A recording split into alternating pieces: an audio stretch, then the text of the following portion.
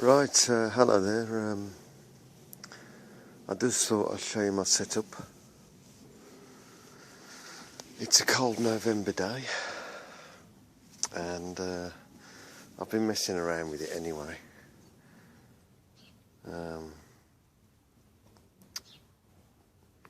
Little adjustments to try and help it easier to do polar alignment. You can see where it's pointing up to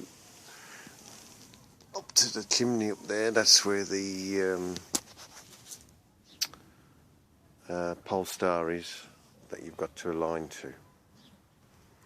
It's basically at an angle of 52 degrees, which is about right.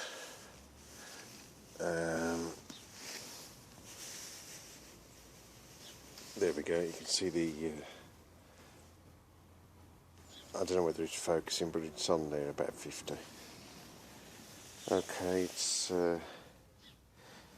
that's connected to the mains, and then you've got the handset to find all your planets and nebulas and whatever. This mount's called an EQ3 mount. It's perfectly aligned at the moment. Weight is proper. There's the telescope. It's got two lenses inside. These rings here and here are a must, because you can rotate the telescope, and if you've got your finder scope in here, which I usually do, it really does help to rotate it to your required position. So these rings here, if you're going to buy a telescope, try and get these things. Really are useful. And there's my camera hooked on. EOS 2000. That's your adapter that connects the camera to the telescope. So that adapter you get from Amazon, about 15 quid I think. And then this thing here is another adapter, but that comes with the telescope. So that's just to make the focal distance right between the telescope and the camera, so that the pictures come out good. And you can see I've marked on the telescope here where it's in focus. Obviously you've got your dew shield, which is a must in this kind of weather, and sometimes I put cardboard around here as well, big roll of cardboard. Don't worry about all this. This little thing here is something you might want to do. It's a laser pointer that I use to point near the pole star, because really you should be looking up that thing there towards the pole star. But it's, you know, especially in my advanced years, it's a bit difficult getting down on your knees there, to be looking up there to find the pole star. So I like to do it with the laser pointer. I'm actually thinking of putting a camera on here to point at the pole star, because polar alignment is very important. Okay, as I said, this box here, there's the power outlet, so I've got the lead that goes into the plug in the shed in here. And that's about it. So as I said, I've got the 2000 on at the moment, and only because the stuff I'm photographing at the moment needs a filter, and the filter won't fit in the Canon 6D. I'd have to spend another 200 quid for a filter for that, even though I think it's a better camera. But this is fine, and I use this camera to do the Rosette Nebula, which I'm quite pleased with. But this is a great starter telescope. Well, it's a great telescope. It's got its own website, I think, because a lot of people use this for taking nighttime objects.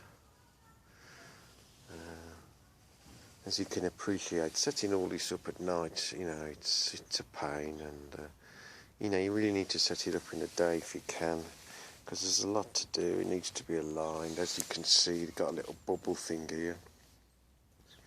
and the bubble needs to be level. You know, and trying to do that at night is a bit of a pain. Also, I've marked out on the paving slabs here where the legs should go, just to make life easier. And down there, a bit of black roofing tape I find very good. It's very weather resistant. And the other side, it's actually in the lawn there, and I put a little stick just to show where to put it. If you've never seen an equatorial mount move, it's quite a thing to see. I've took the clutches off. That's this thing here. Yeah, it moves around. So that's off. And then there's another clutch round the back, and that's off. To put it on, it will go like that. But it's off at the moment. And what does that mean? Well, this is what it means. The scope moves like that. Yep.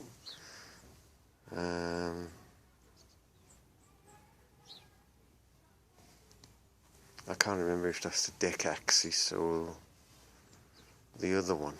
My memory's gone at the moment. And then the main axis, we'll put the clutch back on now. You know, it is a bit disconcerting when you first start moving it. So that's hooked now. I can't actually move that. Oh, hold on. Put the wrong one on. You can see what it's like at night. It gets very frustrating. The clutch for the telescope is that one. This one is for this thing, and there we go. It's moving down like that, and you think it's going to fall off. But it doesn't, and you can see how well balanced it is. You know, I haven't just done this willy-nilly, it's all been balanced up. The weight's at a proper length along the bar, and the telescope is fitted onto this where I want it. So you can see it goes like that. So say if I wanted to look at something, let's take the clutch off here, it shouldn't swing. Famous last words. And say I wanted to look at something over there, you can see how it's moving. Yeah, like that. One axis and then two axis. One axis and then two axis, yeah. And that's how you'd find stuff in the sky. And then you would put the clutches on. Even in the daytime, I can't remember where these clutches are all the time. But I put them both on there, so it's quite secure. And then the motors in these boxes, and the other ones down here, will start turning the telescope that way to follow what I want. And that's how you move an equatorial mount around. It's kind of going in a curve. Okay. And if you want to have a look at it from a distance, you can see how it's moved now. And it should track that. That's the theory. And you can see the camera there, hooked onto the back, taking all those lovely pictures. As I said, this adapter comes with the telescope. If you just buy the telescope, it's called an OTA, and you get a nice silver case with it, and you get that with it. You don't get that adapter with it. Yeah, this one here with the little Ridleys, you have to buy that. That's called a T adapter for a Canon camera. But as I said, you can get them off eBay, no problem. So if you get that, and then you buy this telescope, you get that, and plus the beautiful telescope, you're ready to go. Obviously, then you've got to get your tripod. So cost-wise, what we're talking, well, the tripod, which has obviously got motors, it's an EQ3, We're talking, well, I don't know, roughly about 300, something like that. The telescope, you're talking about 350, and the camera, I guess, camera 300 as well. Yeah, so 300, you know, you're talking nearly a grand's worth just for a basic setup.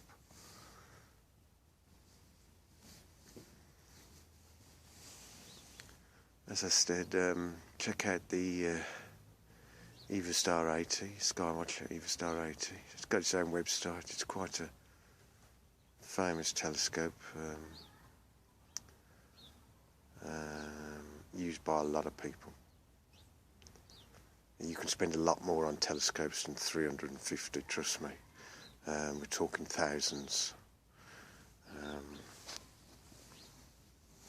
Let's just put it back in its proper position. See, when you take the clutches off, nothing should drop or anything. It should all be nicely balanced, and that's what you're after. So you can see it's moving up there as I'm moving it with my hand. Down there. And then I'm just spinning it around to get it back in the home position. See, I'm just moving it down there like that. Okay, so we're back in the home position, and it's pointing up to where the pole star is. Yeah, there it is, and it's pointing up to, see them chimney pots, the pole star is just up by them, and that's what I focus on every night. Right, I hope this video has been useful to you. Bye for now.